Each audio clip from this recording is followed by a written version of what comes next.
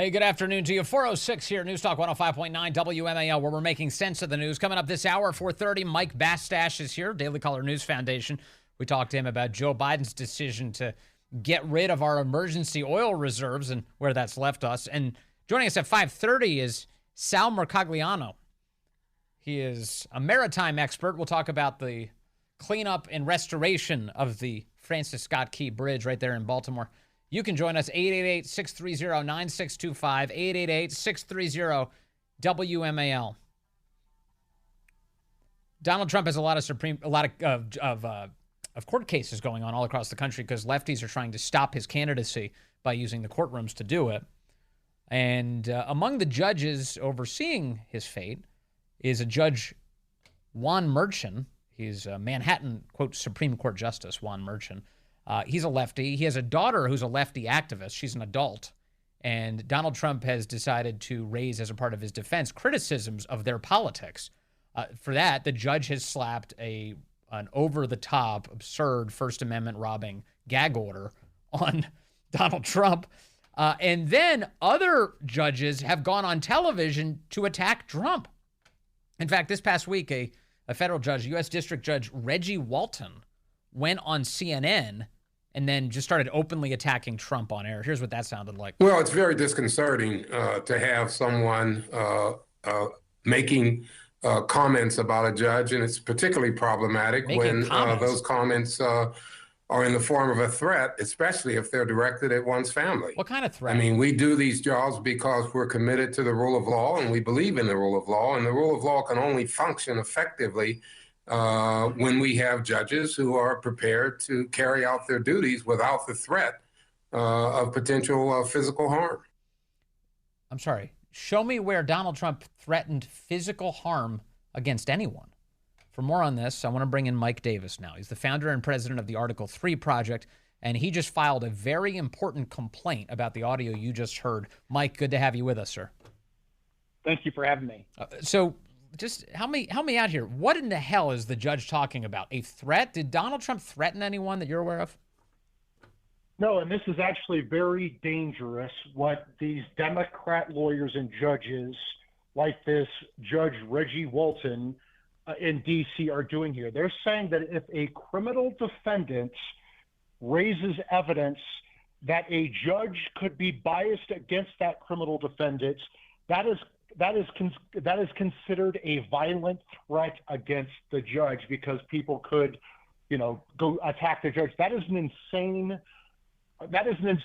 legal argument. That is a very dangerous legal argument that defendants cannot raise issues of bias. They can't pursue their legal rights during a criminal trial because they're going to be labeled someone who's leveling violent threats.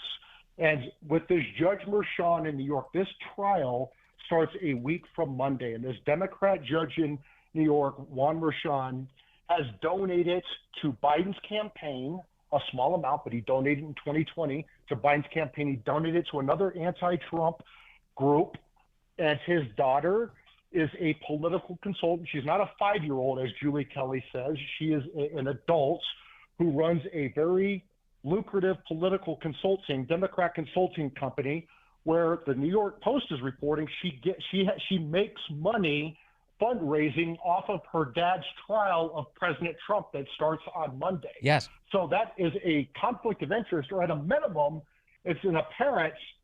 At a minimum, it is the appearance of a conflict of interest, and Trump has every right to raise this. So among the ways the left is trying to hurt Trump is not necessarily securing a conviction, although that is their dream. They would love to convict him and put him in prison. They just want to smear the guy. They want to put him through the court process just to make it so that the voters think that he stinks to high heaven and they shouldn't vote for him. So one of the defenses he's mounting in public and as a part of his campaign is, this is a hit job. These are Democrats. They're all trying to tear me down. Why can't a man say that when he's running for president, or when even if you're not running for president? He absolutely can. He has an absolute constitutional right to do this. If there's anyone on the planet who must have the constitutional right to speak out against the judge, his staff, his potential biases, the prosecutor, the witnesses, the process, it is a criminal defendant going through the criminal process. and to put an unconstitutional gag order, an illegal prior restraint on a criminal defendant's First Amendment rights and his Sixth Amendment rights. This is un-American what they're doing. These gag orders are un-American. They are illegal. If a defendant threatens a judge or a witness or a court personnel or a prosecutor, you can charge him with obstruction of justice. You can charge him with witness tampering. You don't put an illegal gag order on a criminal defendant. And you certainly don't have another judge, especially a federal judge, take it upon himself to go moonlight on CNN and comment about this, which is a clear violation of the judicial canons. Let me, it's also why you so infrequently hear from judges and Supreme Court justices on these hot button political issues. They normally have the restraint to not get involved in those fights and arguments. Here's more from Judge Reggie Walton on CNN this past week. I want people to hear this. I can't get into someone's mind to say whether they appreciate the impact that they're doing, but I would think that any reasonable thinking person would appreciate that when they say things that can sometimes resonate with others. And I think that's particularly true when you have somebody who has status in our society and they make certain statements. It can cause people to act on those statements, even if they don't necessarily intend for someone to do so. So I think it's very important that people in positions of authority be very circumspect in reference to the things that they say, so that they're not causing others to act on what they say and maybe cause injury or death to someone as a result of it. Mike Davis, help me out. When I hear him say that, that sounds to me kind of like left-wing college radicalism, like the idea that words themselves are violence. You may say something that may inflame someone else. That sounds insane to me. First of all, I would say that Judge Reggie Walton should follow his own advice, and he actually must follow his own advice because he has the judicial canon. So maybe he should just keep on his judicial robe and not take it off and climb into the political arena, and certainly not throw punches at criminal defendants going through the process, and definitely not a criminal defendant who happens to be the leading presidential candidate during the height of the presidential election. Because guess what? When federal judges do that, they invite political punches back at them, and that's exactly what we've done at the Article 3 project. And I don't remember this Judge Reggie Walton saying a damn word when the Biden White House press secretary and the Biden Justice Department encouraged illegal obstruction of justice campaigns outside of the homes of conservative Supreme Court justices and their families, even after they got sent to safe houses, even after Justice Kavanaugh, his wife Ashley, and their two teenage daughters faced a 1 a.m. assassination attempt. I don't remember Judge Reggie Walton talking about the death threats that led to a prison sentence for the deranged lunatic who threatened Judge Eileen Cannon down in Florida. So then you have to ask, does Judge Reggie Walton have a political bias? If people say things about judges that he likes, that he doesn't criticize it. If he doesn't like what they say about judges, then he does criticize it. It seems like this is why judges need to stay out of the political arena, because they invite these questions. Well, this judge has not been shy about running his suck when it comes to his dislike for Trump. He's in his own courtroom. He's done this a number of times. Caitlin Collins on CNN reading out some of the examples to him. Now, all of a sudden, he doesn't really want to talk about those claims. Listen. You're someone who has always been really straightforward in your assessment of the former president. You know, if you read your comments when you're sentencing people, when you're in these cases, you once referred to him as a charlatan at the sentencing of a January 6th defendant. I know you've gotten a lot of those cases before you. You've said that you don't think he cares about democracy, only power. That you once seemed to suggest you weren't sure he'd accept defeat if he lost in this election. Do you still feel that way tonight? I'd rather not comment on that. I mean, I've made those, the comments I've made in the context of the sentencings I impose, because I'm hoping that what I say to the individuals who I'm sentencing will resonate with them and cause them to rethink the activity that they engaged in that brought them before the court, and hopefully deter them from engaging in further conduct of that nature in the future. Mike Davis, I detect cowardice in the answer there, almost like he doesn't want to defend what he actually said in court. Well, and it's also this. He knows that when he's doing this interview, this unprecedented interview on CNN with 500,000 viewers, and it's gotten several million follow-up views, he knows what he's doing. He knows that Caitlin Collins is going to read the transcript from the sentencing hearings on this interview. And then he could play like, oh, I'm just following the judicial canons. I'm not going to respond to that. No, that's not what he did. He went on TV to attack a criminal defendant during the process. And he attacked that criminal defendant because he doesn't like that criminal defendant's politics. Mike, as you point out in your capacity at the Article 3 Project, you have filed a complaint now against this judge, Reggie Walton. Give us a sense of, just for the layman among us, what does this mean that you filed this complaint, and what kind of consequences could be imposed if it's looked upon favorably? Well, this violates Canon 3A6 of the judicial canons, the Code of Conduct for the judges. Judges are not allowed to make extrajudicial comments outside of court comments about pending cases or pending matters. That's exactly what Judge Reggie Walton has done here. It's highly prejudicial to President Trump because he has 4 jury pools now in New York and D.C. and Atlanta and in the Southern District of Florida who have heard a D.C. federal judge say that President Trump has lodged violent threats against another judge and his family, which is absolutely ludicrous. There's no way you can read what President Trump said on his truth post as a physical threat in any way. And so it's also defamatory to say something like that, isn't it?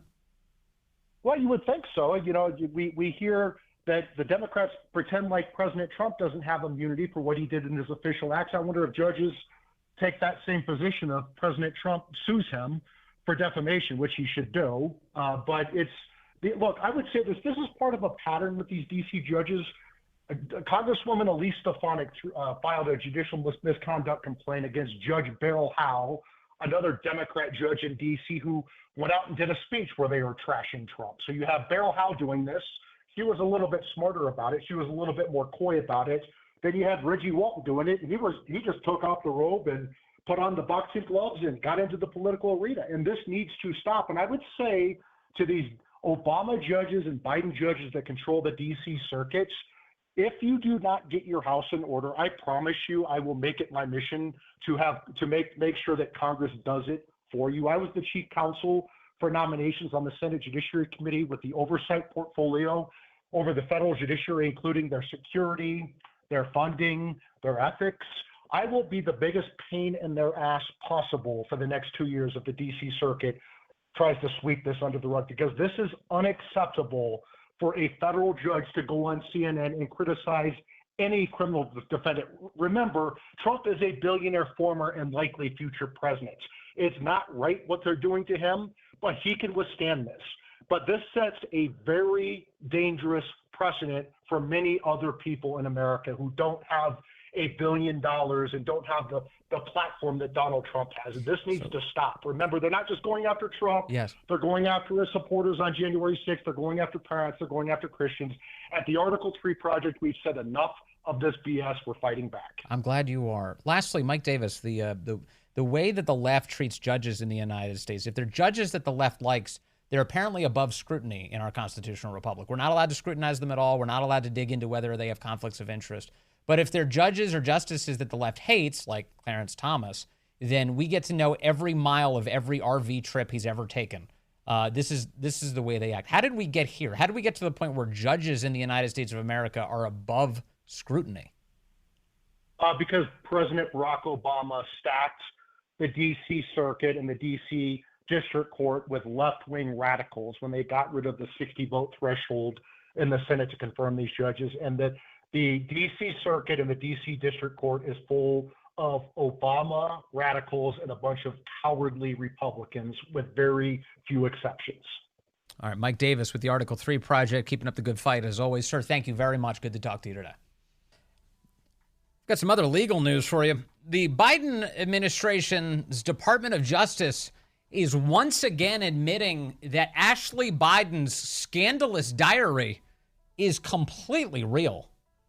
Remember, there was some back and forth about this. Oh, it's fake. It's not real. All these claims invented. They're not invented. It was totally authentic. Remember, the federal government sent a SWAT team to James O'Keefe's door and hauled him out in his underwear. They went after that guy. And the Justice Department this week, yesterday, 2 days ago, Tuesday, asked a New York district judge to sentence the woman who, this is the New York Post's write-up, the woman who stole first daughter Ashley Biden's diary to 4 to 10 months in prison for the crime. Prosecutors for the U.S. Attorney's Office for the Southern District of New York, Biden administration, had initially sought a sentence of 6 months of home confinement, followed by 3 years of supervised release for Amy Harris, who pleaded guilty in August of 2022 to conspiring to commit interstate transportation of stolen property in connection with the diary theft. Harris has requested her sentencing hearing date be moved 12 times, according to prosecutors, who argue that her excuses are an effort to, quote, improperly delay her punishment and merit a stiffer sentence. So requesting a delay to the sentencing is a reason why she deserves stiffer sentencing, apparently, according to the Biden DOJ. But once again, the only reason that they're doing all of this is because it's real. If this was fake, that they wouldn't be charging her with trying to transfer a stolen diary. They'd be accusing her of some sort of scam, right? And remember, what did the diary include? It included allegations by Ashley Biden that she had all sorts of sexual problems that she traced back in part to what she said were inappropriate showers at a young age with her dad. Quote, probably not appropriate, she wrote in the diary. That's really disturbing. And here you have the Biden DOJ, by way of trying to just be a protection racket for the Biden family, that's what it is, going after everybody who could have possibly handled these pages, these documents, and saying, it's time to lock you up and you up and you up. We're going to send SWAT teams to your house. The whole thing's just awful. And another sign that Joe Biden is completely tyrannical. Coming up, Michael Bastash joins us from the Daily Caller News Foundation. We'll talk to him about Joe Biden's decision to drain our emergency fuel supply just to help him during an election year. And now he won't fill it up again. And the reason? Yeah, you guessed. To help him during an election year. We'll explain why. It's all ahead on the Vince Coglianese Show. Hey, good afternoon to you. It's 4:35 here, News Talk 105.9 WMAL, where we're making sense of the news. Coming up, we'll be joined by Sal Mercogliano. He's a maritime expert. We're going to talk about the cleanup of the Key Bridge, as well as how we get everything back open again. A lot to do. You can join us, 888-630-9625, 888-630-WMAL. Before we get to our next guest, I want to bring in Carol from Bowie, who wants to make a point here on line one. Carol, good afternoon. You're on the Vince Coglianese Show. Yes, sir. There's a couple of things. The first one is the fact that the president told Netanyahu we were not going to give any money because of the fact that that the Jewish people actually blew 7 people away, and it was an accident. But he says nothing about the fact that he blew the daylights out of children and men in Afghanistan Exactly. who were just on the road. Exactly. Yes, that's right. That's number one. Number two is the fact that if they're going to go after Trump for having said something, which he didn't say, about threatening judges, then I think the next one in line is someone by the name of Senator Schumer, who stood on the steps of the Supreme Court and threatened 2 Supreme Court justices. In fact, yes, here that was. Taking away fundamental rights. I want to tell you, Gorsuch, I want to tell you, Kavanaugh, you have released the whirlwind, and you will pay the price. Yeah, so that's what it sounds like when Schumer does it. Meanwhile, Trump didn't, as you point out, Carol, Trump didn't threaten any judges. He criticized a judge and his adult daughter, who is a Democrat activist, and now the left is going crazy. I heard the one where the daughter of that judge, his wife also is somehow involved in politics and making money, but Yeah. I heard it on WMAL because that's all I listen to. It's a great station. It's a great station, and you're a great American. Carol, thank you very much. I appreciate the call. Okay, thank you. There's Carol and Bowie. All right, let's move to something else that Biden's up to these days. He drained the Strategic Petroleum Reserve. That would be America's energy stockpile. We save it for emergencies. The emergency was he wanted to lower gas prices ahead of the midterms. And so he drained it, and now we don't have that much of it, do we? For more on this, I want to bring in Mike Bastash, managing editor of the Daily Caller News Foundation. He's been following this for years. Mike, great to have you back with us, sir. Yeah, thanks for having me on. So refresh my memory. Why did Biden drain our energy reserves? What was that about? Well, it was just like you said. He wanted to keep gas prices down ahead of the 2022 midterm elections. And now our reserve is at the lowest level it's been in decades. We're very, very low on the heavier types of crudes that we need for diesel, which is the most important fuel we have. The economy can't run without diesel. And now we're facing a situation where energy prices are rising, and quite rapidly. For the first time since October of last year, the crude oil prices are above $85 a barrel. A lot of that's due to the tensions going on in the Middle East and the fighting. And now he's now in a position where he's heading into his own election with a depleted SPR, and he doesn't have the ability to fill it without actually probably raising prices even more. So the Biden administration's plan, as I understand it, at least earlier this week, was, oh, yeah, we're going to refill it. But then you start doing the math, and you're like, well, wait a second, this isn't going to work out too well because you're paying absurd prices to refill it, and you're only going to drive up the cost of gas. So then the White House abandoned this plan? Is that what happened? Yeah, they realized it was just too expensive for them to do. And I think it's worth reminding that when Trump wanted to top off the SPR, the Strategic Petroleum Reserve, back in 2020, he wanted to do so at a cost of $25 a barrel. Now the Biden admin is doing so and he was panned by Democrats, saying it was a handout to the oil industry. Now Biden's doing it at about an average of $77 a barrel. So he's paying 3 times more than Trump wanted to pay to marginally fill up the reserve. And now we have to add in hundreds of millions of barrels back in. So they just realized it's too expensive. Taking that much oil off the market would massively increase prices. How deeply frustrating. Here is Peter Ducey asking the infamous Coringe about the decision not to refill the Strategic Petroleum Reserve. Here's how she answered. She pretended the White House has nothing to do with this. You guys started draining the Strategic Petroleum Reserve to try and help with the Putin price hike a few years ago. Said you were going to refill it, but now it doesn't seem like that's happening.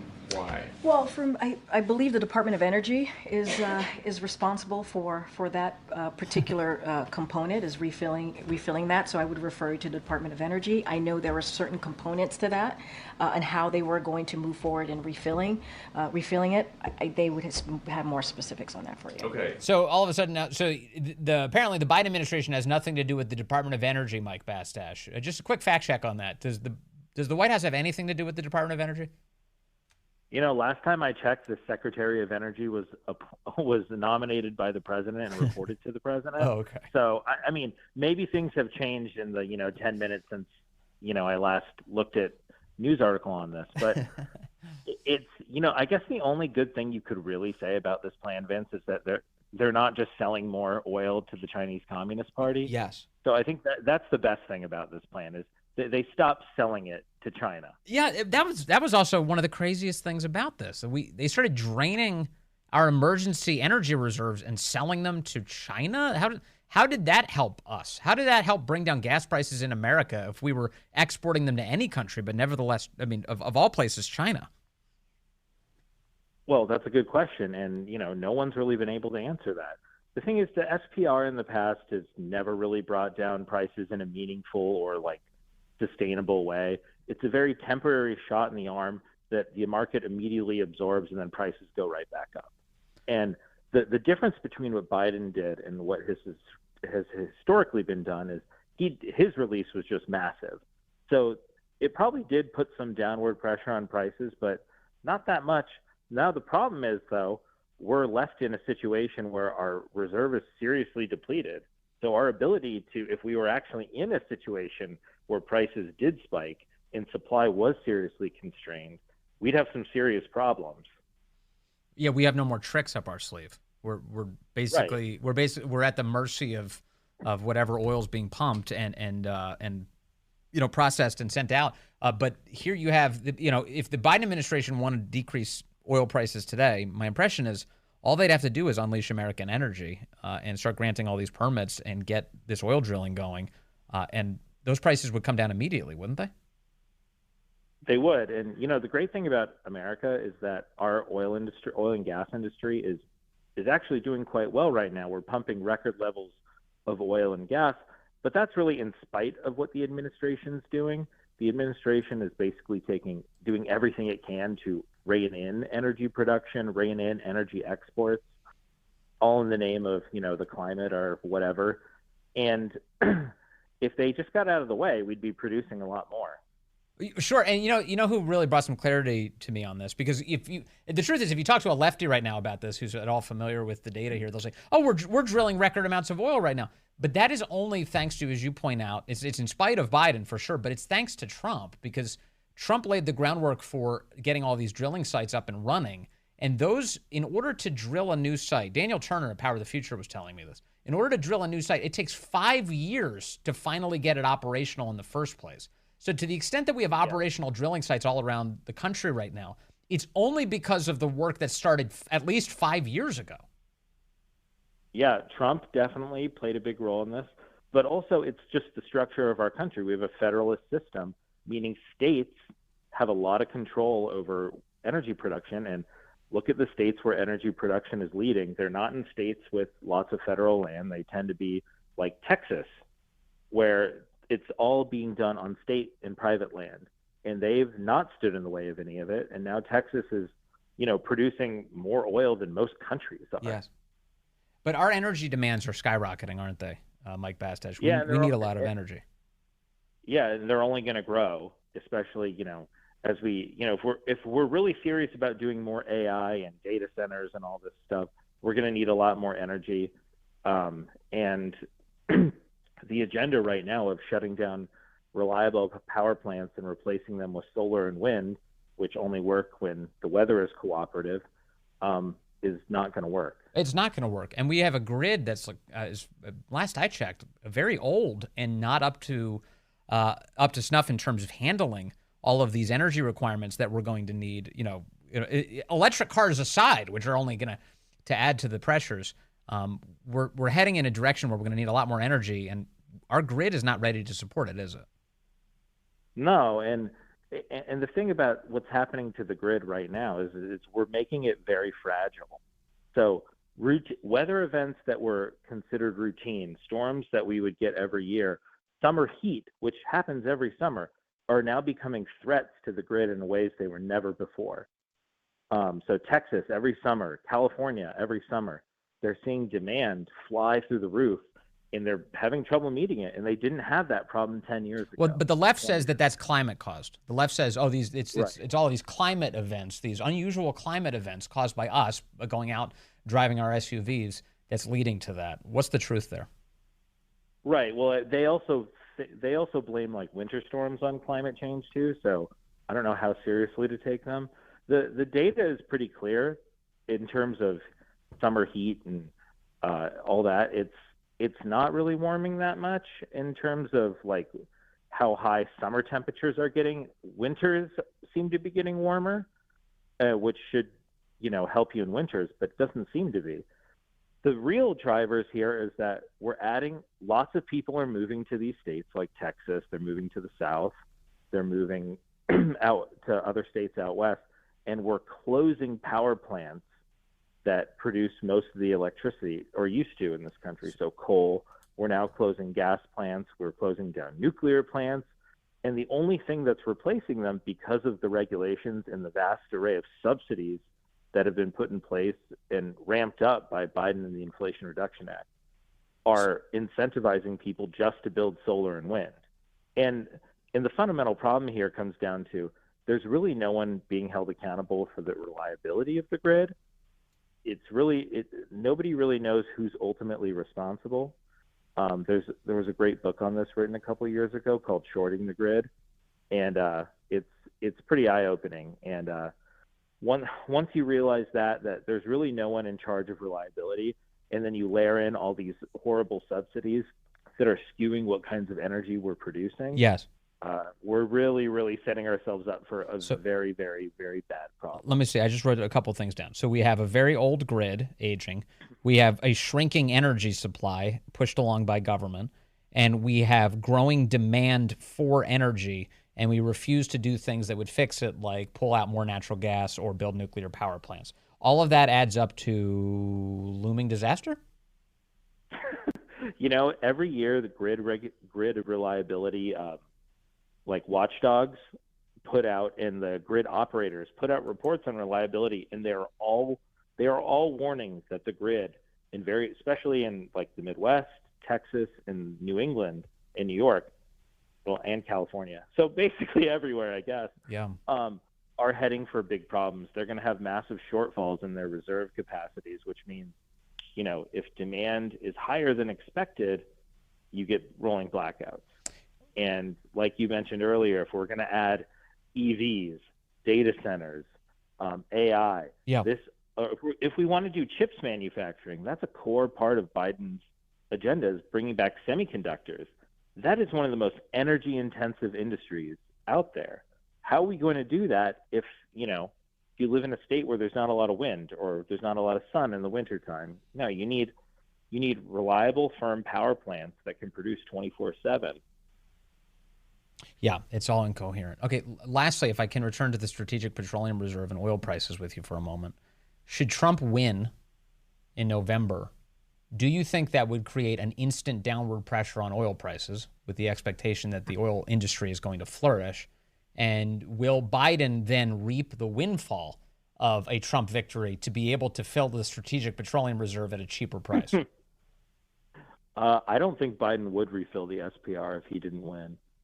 He'll just be like, screw it. I'm not fixing up the apartment. I'm just abandoning it. You can take the emergency deposit.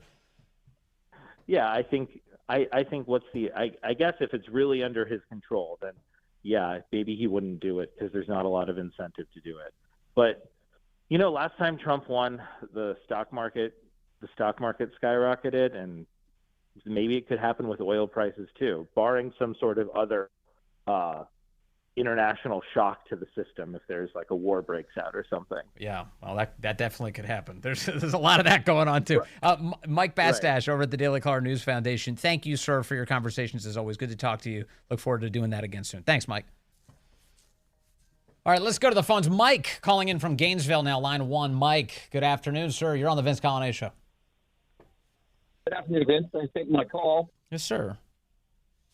Yeah, this talk about buying and selling out of the SPR is becoming normalized as something administrations can do for political reasons. That's not the function of why we have an SPR. It isn't really what we should be doing and acting like it's a normal thing for any president to choose to do. Meaning Biden decided to invoke this to bring down energy prices, but you're pointing out that's not the kind of emergency it's there for. Right. It wasn't an emergency in the first place. The price of gasoline or oil is not really ever an emergency, but the availability of the oil in the reserve for the military to use in a war situation where supplies are being blocked is a different matter. Well, also, civilians need energy too. So if we get to a point where it's catastrophically low and we need to make sure that people can stay alive, that would be a perfectly good use of the Strategic Petroleum Reserve. But Joe Biden accelerated energy cost hikes through all of his actions and then sought to relieve them by draining the emergency reserve that we had, leaving us in a worse position. Yes, it's much like the gasoline preserve they created after Sandy in New York and New England. They had that set up, and then they decided to dismantle it. So, it's sort of a political football now. Yeah, it's totally insane. And Trump could have filled it. What did Bastash say? $25 a barrel? It was like this unbelievably good deal. We need a deal maker back in the White House, Mike. Thank you. It's a good point. Yeah, it's supposed to be for real emergencies. And in the world of the American left, the only emergency is that they might lose power.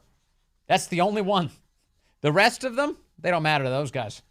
All right, stay with us. Coming up, we'll talk to a maritime expert about the cleanup there of what the White House is now calling the Francis Scott King Bridge.